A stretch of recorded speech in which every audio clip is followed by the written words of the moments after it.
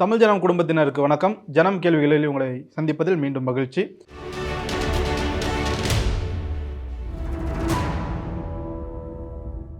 இன்றைக்கு நம்மளோட சிறப்பு விருந்தினர் நம்ம ரமேஷ் சேதுராமன் அண்ணன், இண்டிபெண்டன்ட் ரிசர்ச்சர்.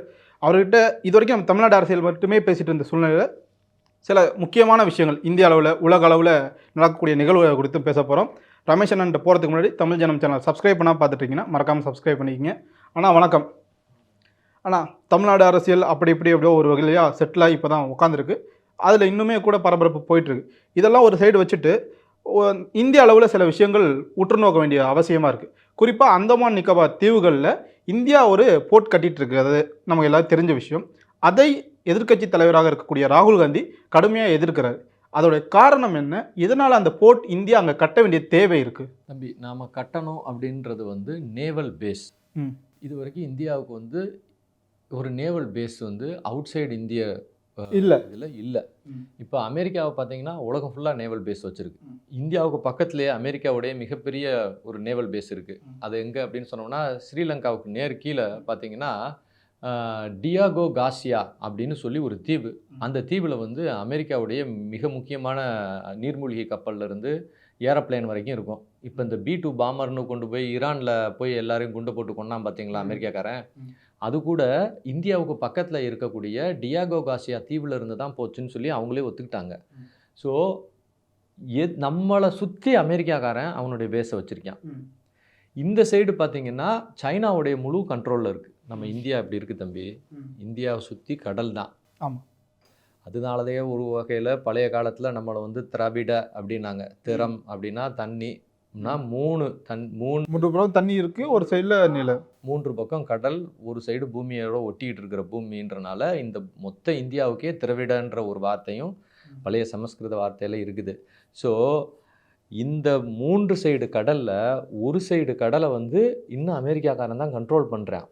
இந்த பக்கம் உள்ள கடல் இருக்குது பார்த்தீங்களா, அதை சைனாக்காரன் நிறையா கண்ட்ரோல் பண்ணுறான். முக்கால்வாசி கப்பல்கள் சைனாக்குள்ளே போகிற கப்பலும் சரி, சைனாலேருந்து வெளியே வர்ற கப்பலும் சரி, இந்த பே ஆஃப் பெங்காலை தாண்டி தான் வெளியே வரணும், உள்ளேயும் போகணும். இப்போ கதை என்ன அப்படின்னா, இப்போ இந்த கடலுக்காகத்தான் உலகம் ஃபுல்லாக பெரிய போர்கள் நடக்குது. இப்போயே இந்த ஸ்ட்ரெயிட் ஆஃப் ஹார்மோஸ்ன்னு சொல்லி ஈரான் பக்கத்தில் ஒரு சண்டை நடக்குது பாருங்கள். அது பூமிக்காக நடக்கிற சண்டை கிடையாது. அந்த கடல் பாதை யார் பயன்படுத்தும்? கடல் பாதைக்காக நடக்கிற சண்டை. அது ஏன் கடல் பாதைகள் முக்கியம் அப்படின்னு சொன்னோம்னா, இன்றைக்கி மொத்த உலகத்தில் உள்ள வணிகங்களுமே கடலில் தான் கப்பல்கள் போயிட்டு வந்துட்டு இருக்கு. இந்த வணிக கப்பல்கள் மேலே ஏதாவது மிசைலையோ ட்ரோனையோ அடித்தான்னு வச்சுக்கோங்களேன், உலக வர்த்தகமே நிலகொட்டு போயிடும்.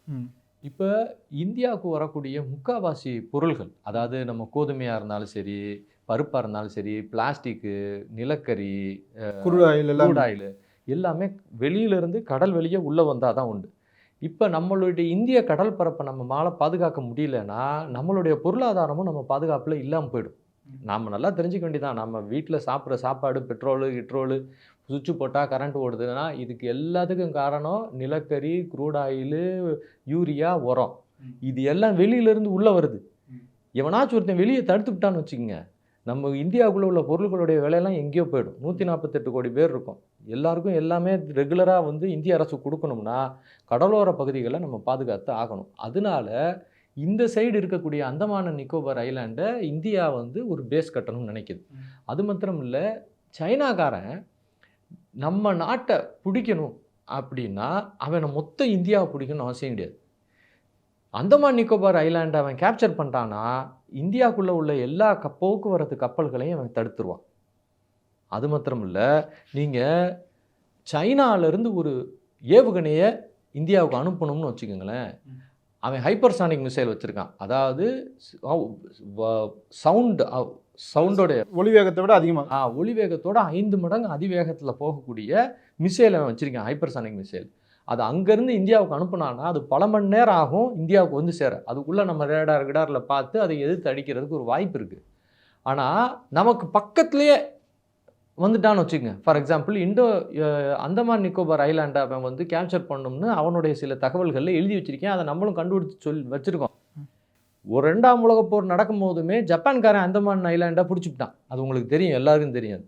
அப்போ இன்னொரு பெரிய போர் சூழ்நிலை வந்துச்சுன்னா ஃபஸ்ட்டு அவன் பிடிக்கிற இடம் அந்தமான் ஐலாண்டாக தான் இருக்கும். அந்தமான் ஐலாண்டை அவன் பிடிச்சிட்டான்னா அவன் பேஸ் அங்கே உருவாக்கிடுவான் சைனாக்காரன். ஒருவேளை அந்தமான் ஐலாண்டில் அவன் சைனாக்காரன் உருவாக்கிட்டான்னு வச்சுக்கோங்க, ஏதான் அவனா ஏம் அது அவன் எழுதியும் வச்சிருக்கான், அந்தமான் ஐலாண்டை பிடிக்கணும், அங்கே பேஸ் உருவாக்கணும். எதுக்காக அப்படின்னா அவனுடைய மிசைலை அங்கே நிறுவிட்டானா, அந்தமான் ஐலாண்டில் நிறுவிட்டானா, அங்கேருந்து நம்ம சென்னைக்கு அவன் அனுப்புறதுக்கு வெறும் 15 நிமிஷம்தான் ஆகும். இப்போ நான் வந்து அந்தமான் ஐலாண்ட்லேருந்து சைனாக்காரன் சென்னைக்கு மிசைல் அனுப்புவான் அப்படின்னு சொல்லும் போது நிறைய பேர் என்னப்பா அது, அவன் ஏன்பா சென்னைக்கு வரப்போகிறான், பல பேர் யோசிப்பாங்க என்ன காரணம் இதுக்கு நினைப்பாங்க. மறந்துடக்கூடாது, இன்னைக்கு நம்மளுடைய ஆயுத அஸ்திரங்கள், நம்ம ஏரோப்ளேனாக இருக்கட்டும், நம்மளுடைய மிசைல்களாக இருக்கட்டும், இந்த அஸ்திரங்கள் எல்லாம் செய்கிறோன்னா அதுக்குரிய மேக்ஸிமம் உதிரி பாகங்கள் சென்னையில் தான் தயாராகுது. ஏன்னா சென்னை தான் கார் ஹப் ஆஃப் இந்தியா.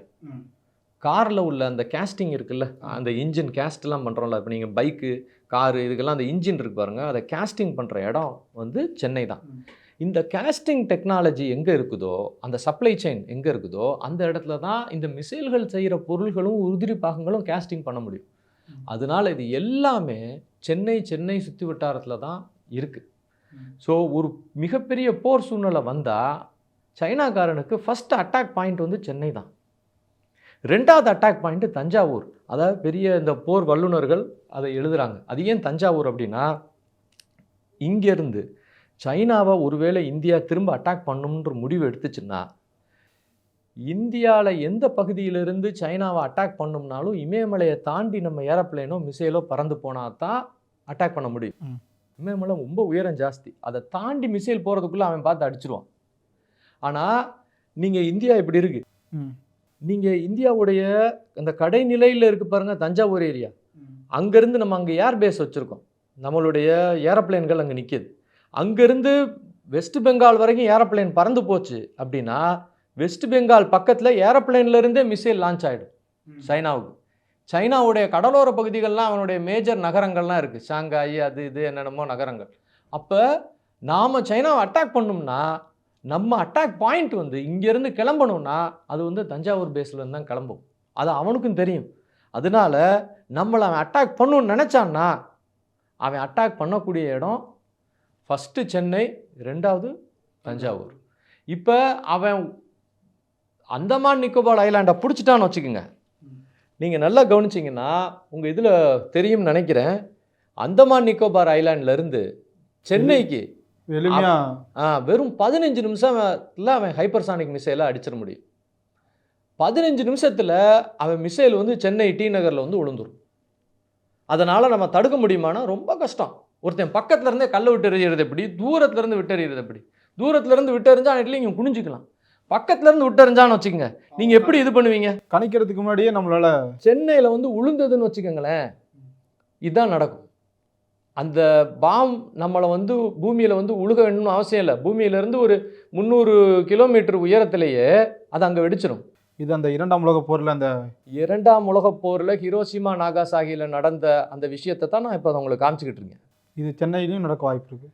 அதாவது இல்லை, ஏன்னா இப்போ பெரும்பான்மையான நபர்கள் என்ன நினைக்கிறாங்க, சைனா வந்து யாருக்கு பிரச்சனையாக இருக்க போகுது, ஒன்று நார்த் ஈஸ்ட்டு இருக்கக்கூடிய மாநிலங்களுக்கோ, இல்லை இந்த சைடில் பாகிஸ்தானை வச்சு ஜம்முவோ பஞ்சாபோ இந்த சைடு தான் பிரச்சனையே.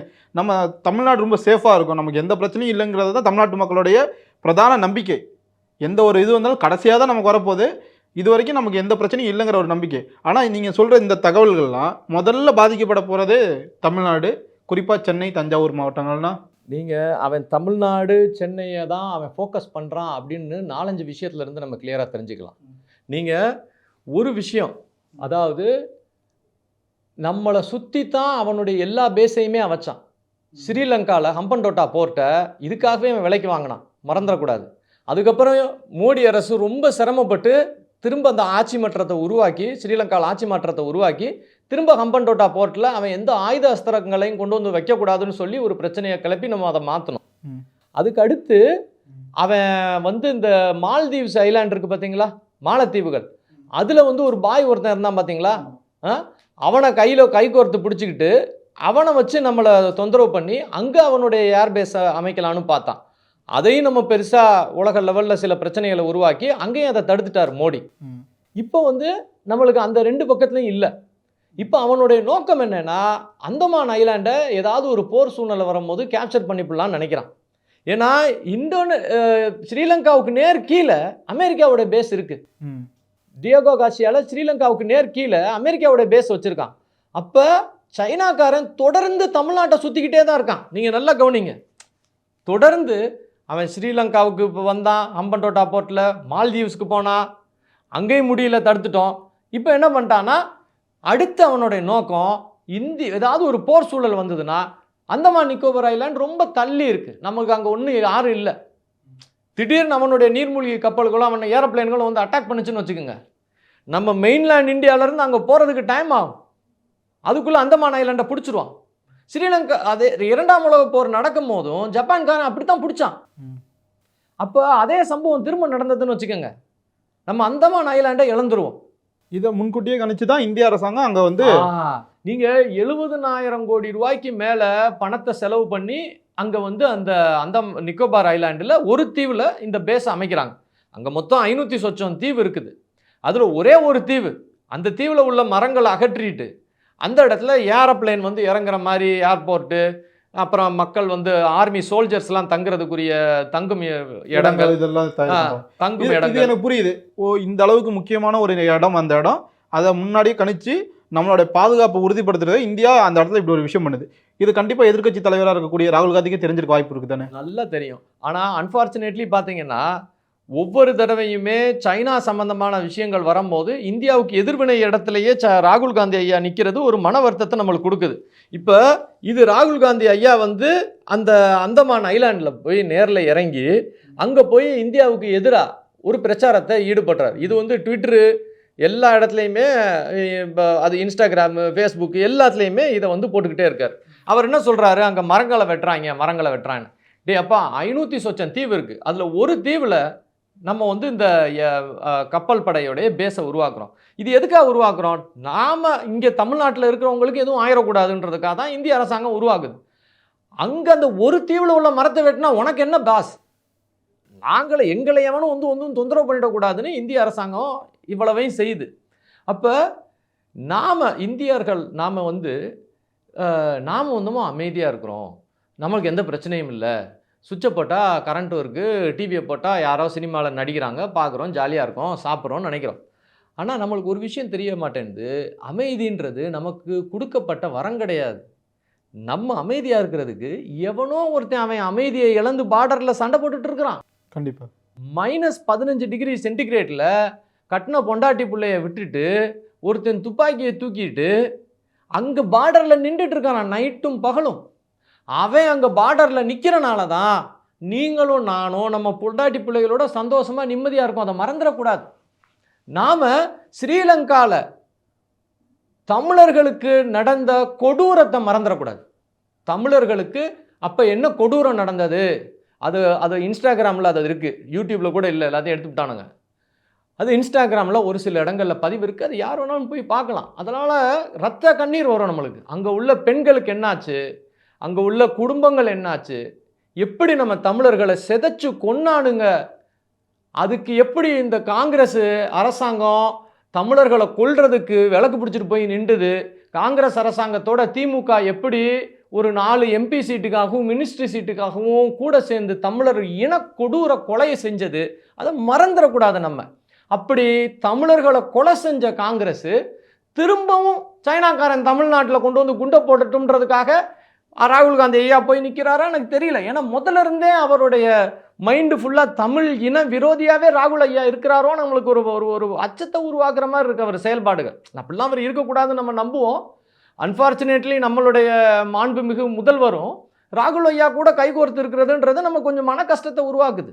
இது வரைக்கும் ராகுல் காந்திக்கு ஒரு தமிழ்நாட்டில் ஒரு பெரிய கிரிப் இருந்ததில்லை.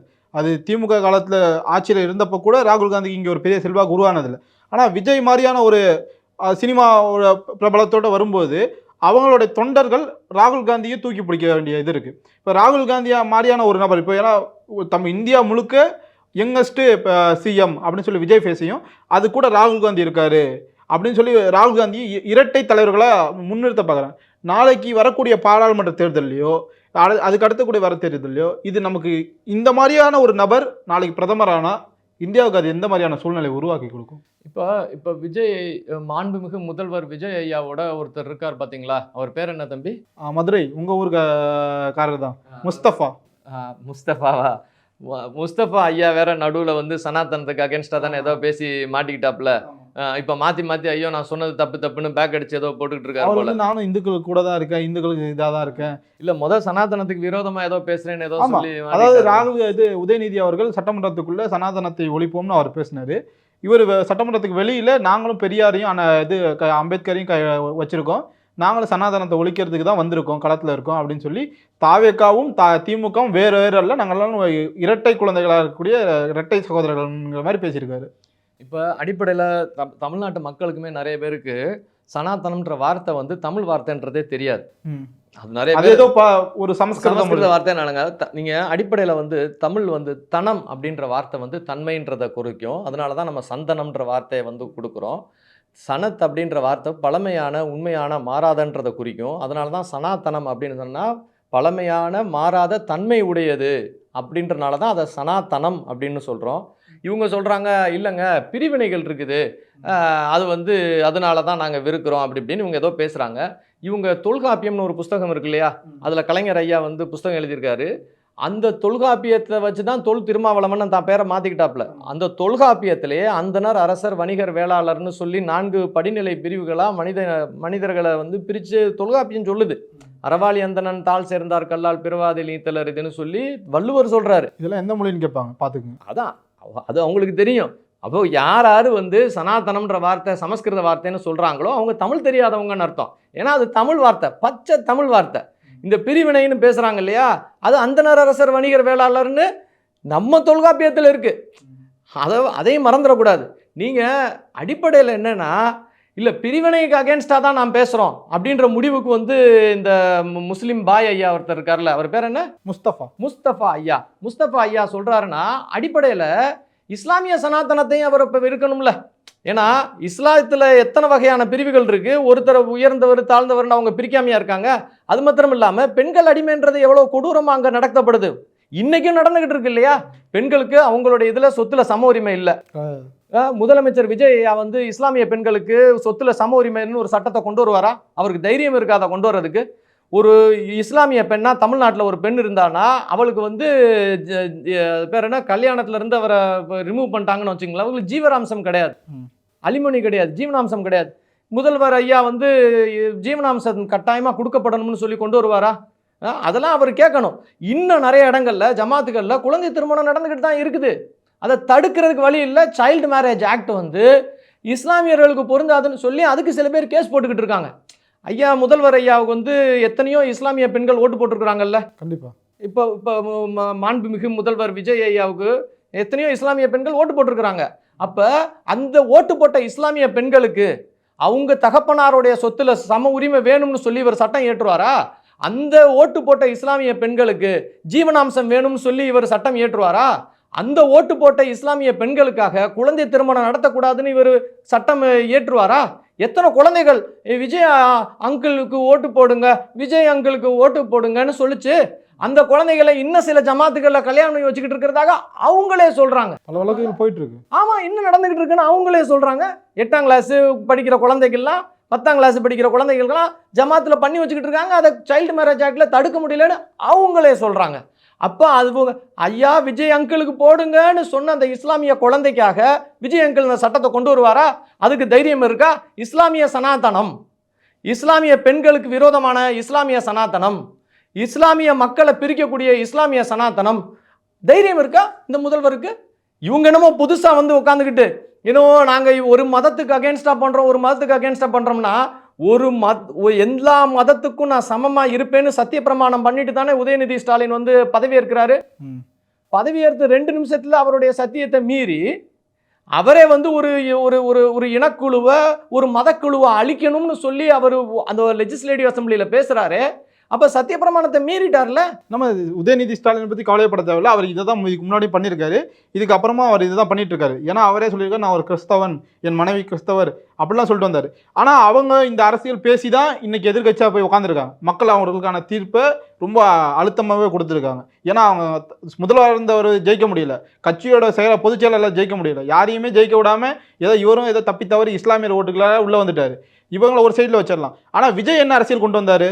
நான் எல்லாருக்கும் மாற்று, நான் எல்லாரையும் சமமாக பார்ப்பேன், இங்கே சிறுபான்மை பெரும்பான்மை வாதமே கிடையாது, நான் எல்லாருக்கும் எல்லாரையும் ஒரே மாதிரி நடத்துவேன்னு சொல்லிட்டு வந்த விஜய் அவர்கள் இந்த மாதிரியான ஒரு விஷயம் வந்ததுக்கப்புறம் அதற்கு எதிர்த்து மறுப்போ தெரிவிக்கல, ஒரு கண்டனமும் தெரிவிக்கல.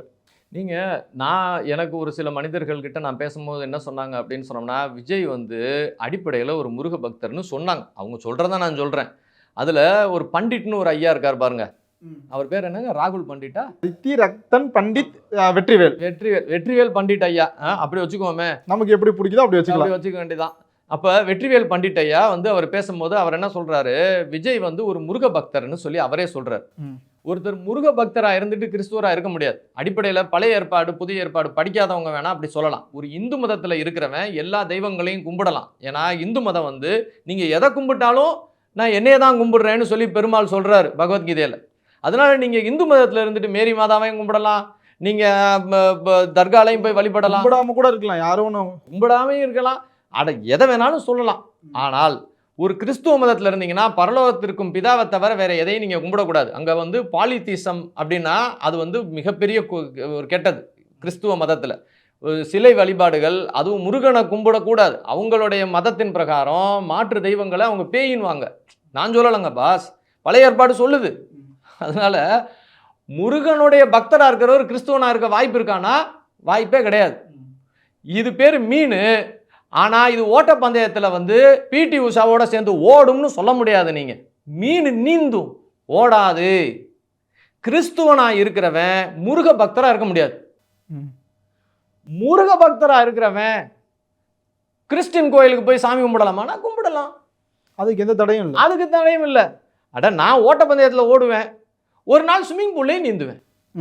ஆனால் மீன் ஸ்விம்மிங் பூலில் நீந்தும், ஆனால் ஓட முடியும். ஓட்டப்பந்தயத்துலலாம் ஓடாது. இதில் எனக்கு இன்னொரு விஷயம் இருக்குது. அவரை வந்து முதலமைச்சருடைய தனி செயலாளராக அந்த குழுவில் ஒரு அதிகாரியாக போடுறாங்க. உடனே எதிர்கட்சிக்காரங்க, கம்யூனிஸ்ட்டுகள் இவங்கெல்லாம் வந்து ஒரு ஜோசியக்காரரை நீங்கள் அரசு பதவி கொடுக்கலாமா, இதுதான் உங்கள் மாற்று அரசியலான்னு சொல்லி கேள்வி கேட்டு உடனடியாக அந்த இதை திரும்ப எடுக்கிறாங்க. ஆனால் சபாநாயகராக போட்டிருக்கிற ஒரு கிறிஸ்தவர், ஒரு பாஸ்டராக இருக்கக்கூடிய அவரே சொல்கிறார், நான் 5000 பைபிள் கொடுத்துருக்கேன், இந்த மத பிரச்சாரம் பண்ணியிருக்கேன், இப்படிலாம் பண்ணியிருக்கேன் அப்படின்னு சொல்லிட்டு சட்டமன்றத்தில் ஏறி உட்காந்த வேகத்துக்கு முதல்ல சொல்கிறது பைபிள் வசனத்தை சொல்லி தான் ஆரம்பிக்கிறார். இது வரைக்கும் அந்த மாதிரி யாரும் பண்ணதா தெரியல. இதுக்கு முன்னாடி இந்த அப்பாவு கிறிஸ்தவர் தான், அவரும் அந்த மாதிரி பண்ணதா இல்லை. இவர் நேரடியாகவே பண்ணுறாரு. பைபிள் என்ன வசனம்? அவர் வந்து எல்லாருக்குமானவர் அப்படின்னு ஏதோ ஒரு வசனம்லாம் சொன்னார். அது நிறைய கிறிஸ்தவ பேஜுகள்லாம் அதில் பகிரப்பட்டிருந்தது.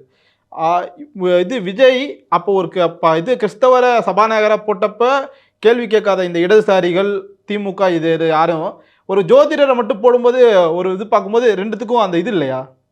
இப்போ பண்டிட் ஐயா அப்படின்னு இவங்க சொல்கிறாங்க இல்லையா, இவர் வந்து மதுரை ரயில்வே ஸ்டேஷனில் நம்ம இவர் இருக்கார் பாருங்க, அத்வானி ஐயா, அவர் வரும்போது அவர் கூட வந்து நின்ற பழைய ஃபோட்டோக்கள்லாம் இருக்குன்னு வேற சொல்கிறாங்க. ஜெயலலிதா அம்மா கூடயும் ரொம்ப க்ளோஸாக இருந்தவர் பண்டிட் ஐயா. இப்போ இங்கே போயஸ் கார்டன்லேயே நிறைய தடவை அவரை நாங்கள் பார்த்துருக்கோம். இந்த பண்டிட் ஐயா இருக்காரு, இப்போ ஆள் கொஞ்சம் வேற மாதிரி இருக்காரு, அப்போ இன்னும் கொஞ்சம் சின்ன வயசாக இருப்பார். அப்போ போயஸ் கார்டன்லேயே ஜெயலலிதா அம்மா கூட நிறைய தடவை பார்த்துருக்கோம்.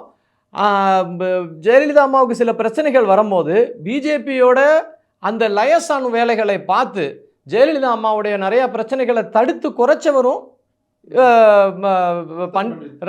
பண்டிட் ஐயாவும் இவரும் சொல்கிறாங்க. இந்த பத்திரிகையாளர் இருக்காருல்ல துக்ளக் ஷோ ஐயாவும் இவங்களும் வந்து ரொம்ப முக்கியமான ஆளுங்க, ஜெயலலிதா அம்மாவுக்கு நிறைய பிரச்சனைகளை தடுத்தவங்கன்னு சொல்கிறாங்க.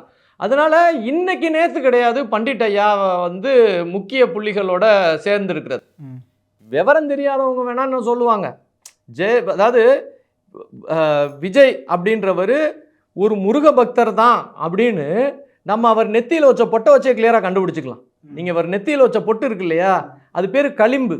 அந்த களிம்பு எதுக்காக பயன்படுத்துவாங்க அப்படின்னு சொன்னோம்னா, நீங்கள் ஒரு ஒரு உங்களுக்கு அகேன்ஸ்டாக யாராவது ஒரு சக்தி வருது அப்படின்னா அதிலிருந்து மீறுறதுக்காகவோ, இல்லை ஒரு ராஜா ஜெயிக்கணும், இல்லை ஒரு முக்கிய அரசு பதவியில் உக்காடுறாரு, அந்த மாதிரி நேரங்களில் பிரச்சனைகள் அவரை தடுக்கணும் அப்படின்னா ருத்ர தெய்வங்கள், அதாவது துர்க்கை, முருகன், பெருமாள், போர் கடவுள்கள், பெருமாள்ல பார்த்தீங்கன்னா நரசிங்கர், இவங்களுக்காக பண்ற யாகத்துல களிம்புன்னு ஒன்று வரும். அந்த நெய்யெல்லாம் ஊற்றி பண்றாங்கல்ல, அது கீழே பார்த்தீங்கன்னா கொஞ்சோண்டு களிம்பு இருக்கும். அந்த களிம்பை எடுத்து நடு நெத்தியில இப்படி இப்படி நம்ம திருநீர் மாதிரி இங்கே வைக்க மாட்டாங்க, நடு நெத்தியில தான் வைப்பாங்க களிம்பை.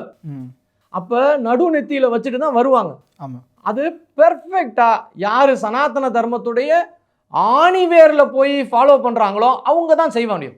எனக்கு கூட தெரியாது சார். எனக்கு நானே வந்து ஒரு ஐயர் ஒரு சொல்லி தான் தெரியும். ஆக்சுவலாக இது இப்போதான் எனக்கே தெரியும், இது பேர் களிம்பு, இதுக்கு தான் வைக்கிறாங்க, இதெல்லாம் கலக்குறாங்க. இந்த யாகம் முடிஞ்சதுக்கப்புறம் நம்ம ஏதோ நம்ம கோயிலுக்கு போகிறோம், சாமி கும்பிட்றோம், நமக்கு அதை தாண்டி பெருசாக தெரியல. ஆனால் சனாதனத்தை ஒழிக்க போகிறோன்னு சொல்கிறவங்களே இப்படி வச்சுட்டு வரும்போது கொஞ்சம் இதாக இருக்குது. இவங்க கிழிச்சாங்க ஒழிச்சு, அதாவது ஒழிக்கணும்னு சொல்கிறவன் தான் ஒழிஞ்சு போனதுக்கு தான் திரும்பவும் சரித்திரம் இருக்குது. இந்த இவன் இருக்கார்ல, அந்த பேர் என்ன, உதயநிதி ஸ்டாலின், அவன் இருக்கிறதுன்னு போச்சு நொல்லக்கண்ணான்னு இன்னும் முள்ளா கீழே வைப்பறான். அதுதான் நடக்க போகுது.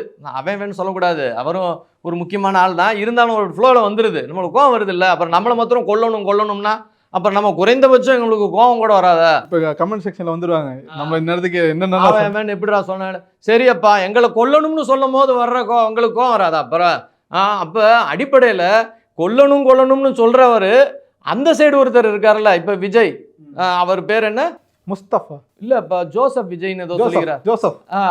அப்போ அவர் பேர் ஜோசப் விஜய்னா, என் பேர் ராபர்ட் ரமேஷ். டெல்லியில் இருக்கார்ல ஒருத்தர், அவர் பேர் என்ன சொல்கிறது, மேக்னஸ் மோடி, அப்படி வச்சுக்கோங்க அவரை பேர். அப்புறம் என்ன இன்னொருத்தர் இருக்கார்ல டெல்லியில், அவர் பேர் என்ன, ஆல்பர்ட் அமித்ஷா, அப்படி வச்சுக்கோங்க. ஏதாவது வைங்க, இனிமேல் எல்லாரும் முன்னாடி பின்னாடி ஏதாவது மானிய தேனைய பொன்மானை மாதிரி போட்டுக்குங்களேன். இவர் பேர் ஜோசப் விஜயா, நெத்தியில களிம்பு வச்சுட்டு வருவாரு, கையில வேலை பிடிச்சிக்குவாரு, முருக பக்தர்னுவாரு. ஜெயிச்சு முடிச்சதுக்கப்புறம் முதல்ல இப்போ தேர்தல் ரிசல்ட்டுக்கு முன்னாடி முதல்ல போனா திருச்செந்தூர் கோவில். திருச்செந்தூர் சும்மா போலங்க பாஸ், அங்க போய் அங்க யாகம் பண்ணி இருக்கிறாரு, சத்ரு சம்ஹார யாகம் பண்ணி இருக்கிறாரு. இது எதுக்காக சத்ரு சம்ஹார யாகம் பண்ணுவாங்க?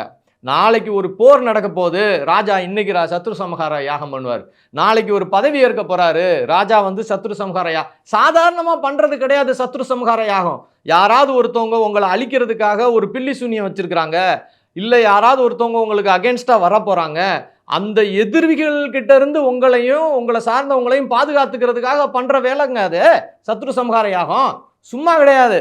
அதாவது நான் ஜெயிக்கணும் முருகா, எப்படியாவது எதிரிகளை மீறி என்னை ஜெயிக்க வைன்றதுக்காக போய் பண்ற யாகம். மேட்ரு அது ஜெயிச்சாரா இல்லையா? நல்லா யோசிச்சு பாருங்க. இந்த பர்டிகுலர் மாண்புமிகு முதல்வர் இருக்காரு, இவர் ஜெயிக்கக்கூடிய வாய்ப்புன்றது ரொம்ப கம்மி தான், ரொம்ப கம்மி. வந்திருக்கிறதும் 106 தான், 107 கிடையாது. கடைசி 106 மாறிடுச்சு. அது கடைசி நேரத்தில் ஒருத்தன் கேஸை போட்டு பிரச்சனையாகி, அப்போ 106 எம்எல்ஏக்களை வச்சுக்கிட்டு இவர் எப்படிங்க வந்து சிஎம் ஆயிருக்க முடியும்?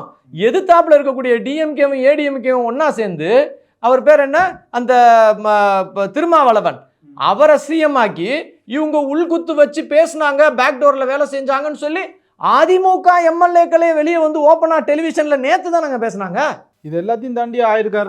எல்லாத்தையும் தாண்டி இவ்வளவு பிரச்சனைகளை மீறி இத்தனை பேரை அழிக்கணும்னு நினைச்சு 42 பேரை கொலையும் திமுக காரன் செஞ்சு, பொதுமக்களை செஞ்சு, இவர் மேல கொலைப்பழியையும் போட்டு, அந்த நேரத்துல இவரை காப்பாத்துறதுக்கு அண்ணாமலைன்னு ஒருத்தர் வந்து இவர் கொலையாளி இல்லைன்னு சொல்லி காப்பாத்தி, இவரையும் பர்சனலா கொலை செய்யறதுக்கு ஆள் அனுப்பி, என் உயிருக்கு ஆபத்து, இன்னைக்கு பாதுகாப்பு கொடுங்கன்னு இவர் அமித்ஷா கிட்ட போய் பாதுகாப்புக்கு வேற கேட்டிருக்காரு. இன்னைக்கு இருக்கிற மாண்புமிகு முதல்வர் அமித்ஷா ஐயா அவருக்கு பாதுகாப்பும் கொடுத்து, அது மாத்திரம் இல்லாம இவர் பிரச்சாரத்துல இவரை தாக்குதல் பண்றதுக்கு திமுக காரன் ஆள் அனுப்பியிருக்கான், இந்த பிரச்சாரத்துக்கு போகாதேன்னு அமித்ஷா நேரடியா சொல்லி அந்த பிரச்சாரத்தை அவர் தடுக்கவும் செஞ்சாப்ல. இவ்வளவும் மீறி 106ல் சிஎம் ஆக முடியாதுன்ற சூழ்நிலை இருந்தும் எதிர்கட்சிகள் ஒன்னா சேர்ந்து இவருக்கு அகைன்ஸ்டா சதி செஞ்சும் இன்னைக்கு இவர் நிக்கிறாப்லனா அது முருகன் அருள், அந்த சத்ரு சம்ஹார யோகத்துடைய பலன் தெரியுதா? அதனாலதான் ஐயா நடு நெத்தியில களிம்பு வச்சுட்டு வர்றாப்ல. இதுக்கு மேல என்னங்க, எவன் கிறிஸ்துவன் இஸ்லாமியன் இதெல்லாம் பார்க்கறானோ அவன்லாம் நல்லா யோசிக்கணும். ஏப்பா, கிறிஸ்துவனா இருக்கிற ஜோசப் விஜய முருகனை போய் கும்பிட்டுட்டு சத்ரு சம்ஹார யோகம் பண்ணிட்டு தான் ஐயா முதல்வர் ஆயிருக்கிறார். அடுத்த தடவை உங்கள் வீட்டில் நல்லது நடக்கணும், உங்கள் தொழிலில் பிரச்சனை இல்லாமல் இருக்கணும், நல்லா இருக்கணும்னா நேராக போயிடுங்க அவர் வழியிலே. ஜோசப் விஜய் எந்த பாதையை எடுத்துக்கிட்டு திருப்பரங்குன்றமும் திருச்செந்தூரும் போனாரோ அதே மாதிரி திருச்செந்தூர் போங்கப்பா கிறிஸ்துவர்களே. இப்போ நீங்கள் இயேசு கிராதரை கும்பிட்டு ஏழையாக தானே இருக்கிறீங்க, அப்படித்தானங்க சொல்லணும். அல்லாவை கும்பிட்டுக்கிட்டே இருக்கிறீங்க, அங்கே காசால அல்லாவை தானே கும்பிடுறேன், எல்லாரும் செத்துக்கிட்டு தானே இருக்கான், பலன் இல்லையே, சாகுறானா இல்லையா? அப்பா அந்த அல்லாஹ் அந்த காசால உள்ள மக்களை காப்பாற்றலையா பாஸ்? இங்கே கிறிஸ்துவன்னு சொல்லிக்கிட்டு இருக்கிற ஆளு முருகனை கும்பிட்டு நல்லா முதல்வர் ஆயிட்டார. அப்போ நீங்களும் நாளைக்கு நல்லா இருக்கணும்னா போங்க சத்ரு சம்ஹார யோகத்தை பண்ணுங்க, முருகனை கும்பிடுங்க. முருகன் கைவிடவே மாட்டான்டா சாமி, ஏய் முருகன் கைவிடவே மாட்டான், போ முருகனை கும்பிடு அப்படின்னு மறைமுகமா எல்லாருக்கும் நம்ம சொல்லல, அப்படின்னு மறைமுகமா எல்லாருக்கும் சொல்றாரு ஜோசப் விஜய் ஐயா. அவர் ஜோசப் விஜய், மாண்புமிகு ஜோசப் விஜய் ஐயா சொல்றத கேட்டு நடங்கப்பா, அவர் பண்றத பார்த்து நடங்கப்பா. அவர் என்ன பண்றாரு? முருகனை கும்பிடுறாரு, நீங்களும் கும்பிடுங்க. அவர் என்ன செய்யறாரு? பெருமாளை முருகனை தரிசிச்சனா அப்படியே நெத்தியில பொட்டை வச்சுட்டு வர்றாரு, சிஎம் உட்காந்துட்டார்ப்பா. முருகனை கும்பிட்டாரு, முருகன் சிஎம் ஆகிட்டானப்பா, போ முருகனை கும்பிடுன்னு அவரே சொல்றாரு. நம்ம சொல்லங்க, இதெல்லாம் நம்ம சொன்னோமா? நம்ம சொல்லவே இல்லை. அவர் சொல்றாரு, அவர் சொல்றத கூடயே நின்று இன்னொருத்தர் சொல்றாரு. அவர் தான் அங்க யாருங்க? அந்த ஜோசியக்காரர் ஒருத்தர், ரத்தன் பண்டிட் ஐயா. இவருக்கு வலது கையா இருக்கிறவரு. தொடர்ந்து முருகனுடைய அருள் நல்ல மனிதர்களுடைய சேர்க்க அவருக்கு இருக்கு. ஐயா நல்லா இருந்துட்டு போறாப்புல. இது எல்லாம் ஒரு பழைய விஷயத்துக்கு நான் வரணும்னு நினைக்கிறேன். ராகுல் காந்தி, விஜய் இவங்க 2 பேரும் சேர்ந்து வரக்கூடிய அரசியலை முன்னெடுத்தா என்ன மக்கள் புரிஞ்சுக்கணும், என்ன செய்யணுங்கிறது மட்டும். விஜயை வச்சு ராகுல் காந்தி ஏதாவது வேலை செய்யணும்னு நினைப்பாப்புல. ஏன்னா ஜெயிச்சதுக்கு அப்புறம் முதல்ல வந்து ஒட்டினது காங்கிரஸ் தான். காங்கிரஸ் கூட சேர்ந்தவன் கெட்டான். ஏன்னா கொஞ்சம் கூட நாணயம் இல்லாத ஒரு கட்சினா அது காங்கிரஸ் தான். காங்கிரஸுக்கு இன்னைக்கு பதவி இருக்குன்னா அது காரணம் திமுகவுடைய ஓட்டை வாங்கினால தானே. கண்டிப்பா. இன்னைக்கு திமுக முதுகுல குத்திட்டு தானே விஜய் கூட வந்து சேர்ந்துருக்கிறாங்க. கண்டிப்பா.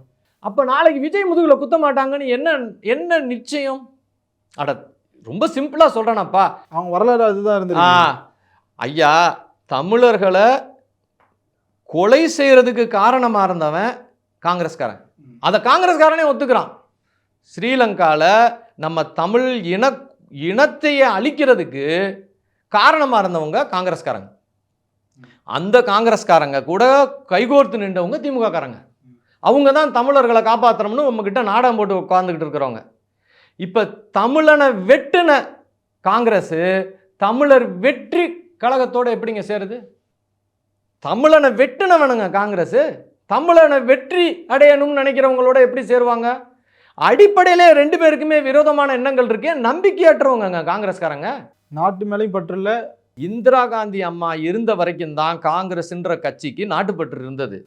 இந்திரா காந்தி அம்மாவுக்கு அப்புறம் ராஜீவ் காந்தி ஐயாவுக்கு கூட நாட்டுப்பற்று ஓரளவுக்கு இருந்தது. ராஜீவ் காந்தி ஐயா போனதுக்கு அப்புறம் இவங்களுக்கு நாட்டுப்பற்றுக்கு சம்பந்தமே கிடையாது. இவங்க இப்போ ராகுல் ஐயா போய் யாரங்க பார்த்துட்டு வர்றாரு? அந்த எவனோ ஒரு அமெரிக்காவில் ஒருத்தர் இருக்கான்ல, ஒரு ஆள், இவங்களுக்கெல்லாம் காசு கொடுத்து நம்ம எல்லாரையுமே உள்ள கலவரம் பண்ணி வைக்கணும்னு இருக்கான் பாருங்க, ஒரு யூதன். அவன் கூட தானே போய் சேர்ந்துக்கிட்டு வர்றாரு.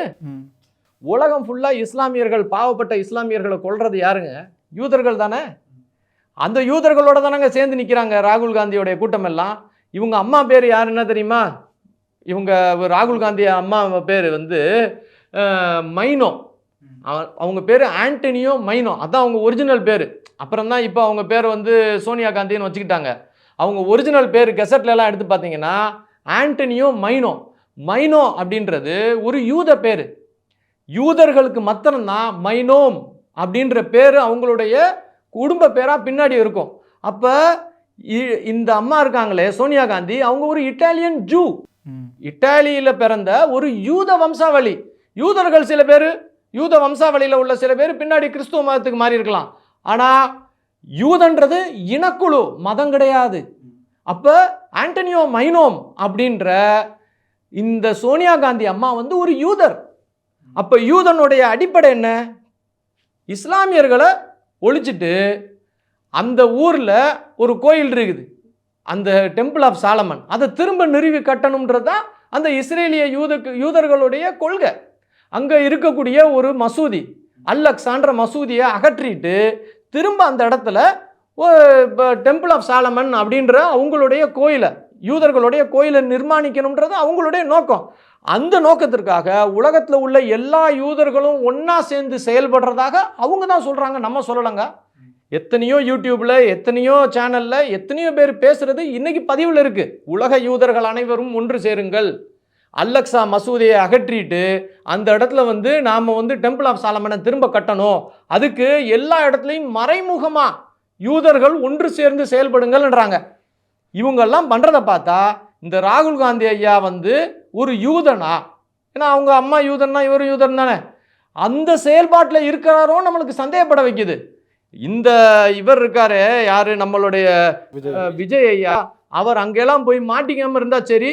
மேலும் அவருக்கு அகேன்ஸ்டாவுமே இங்கே இருக்கக்கூடிய ஜமாத்துகள்லாம் நிறைய பேர் இதை தான் பேசுகிறாங்க.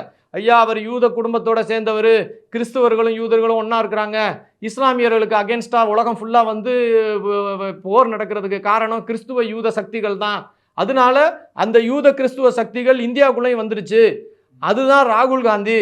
அந்த ராகுல் காந்தி கரெக்டாக அதே மாதிரி இவர் கூட சேர்றாரு பாரு, ஜோசப் விஜய் கூட, எல்லா முஸ்லீம்களும் கவனமாக இருக்கணும்ப்பான்னு ஜமாத்து பேசிக்கிட்டு இருக்கிறாங்க. அதுக்கான இதுவும் தெரிஞ்சது. ஏன்னா திமுகவுக்கு இது தாவேக்காவுக்கு முஸ்லீம்கள் ஓட்டு விழுவல, அது முழுக்க திமுகவுக்கு தான் விழுந்திருக்கு. பொறுத்திருந்தால் பார்க்கணும். ஏன்னா எதனால் ராகுல் காந்தியை நம்ம எதிர்க்க வேண்டிய சூழ்நிலை இருக்குன்னா அவர் எப்படிப்பட்ட எண்ணங்கள் கொண்டவராக இருக்காருங்கிறதுக்காக. அப்படிப்பட்ட ராகுல் காந்தியை விஜய் தூக்கி பிடிச்சா, விஜயை தூக்கி பிடிக்கக்கூடிய நபர்கள் 1க்கு 100 வாட்டி இதை தூக்கி பிடிக்கிறது சரியா, இது நம்ம நாட்டுக்கு நல்லதா, எல்லாருக்கும் பிடிச்ச நடிகர் இருக்கலாம், பிடிச்ச தலைவர்கள் இருக்கலாம், இதெல்லாம் தாண்டி லாஸ்ட்டில் நம்ம நாடு இருக்கணும். நாடு இருந்தால் தான் நம்ம இருக்க முடியும். அதுதான் அல்டிமேட்டாக இருக்கக்கூடிய இதாக இருக்கும். அல்லாட்டி இதெல்லாம் யோசித்து மக்கள் முடிவெடுப்பாங்கன்னு நம்ம நம்புகிறோம். ஏன்னா பாரத நாடு தான் முக்கியம். அது இருக்கிற வரைக்கும் தான் நம்ம எல்லாம். இந்த பணக்காரங்க எல்லாரும் இங்கே ஒரு குண்டு ஒழிஞ்சுனா ஓடி போயிடுவான் வெளிநாட்டுக்கு. மிடில் கிளாஸ் ஏழைகளுக்கு இந்த நாட்டை தவிர போக்கடை எதுவும் கிடையாது. இந்த நாடு நல்லா இருக்கிற வரைக்கும் தான் நம்ம நல்லா இருக்க போகிறோம். நாம் நாட்டுப்பற்றோட நாம் இருக்கணும். இந்த சைனாக்காரன் அந்தமான் நிக்கோபார் ஐலாண்டில் பேச பிடிச்சி உள்ளே உக்காந்துருவான்றதை பயந்துக்கிட்டு நம்ம மோடி நம்மளை பாதுகாக்கிறதுக்காக தமிழர்களை, மெட்ராஸில் உள்ளவங்களையும் தஞ்சாவூரில் இருக்கிறவங்களையும் தமிழ்நாட்டில் இருக்கிற தமிழர்களோட உயிரை பாதுகாக்கிறதுக்காக அந்தமானில் போய் பேஸ் அமைக்கிறாரு. அதை தடுக்கிறதுக்கு காங்கிரஸ் படை உள்ள போய் இறங்குது. ராகுல் காந்தி போறாரு.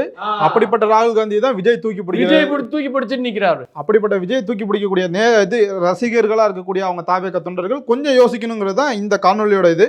ரொம்ப நன்றிண்ணா, இவ்வளோ நேரம் இருந்து.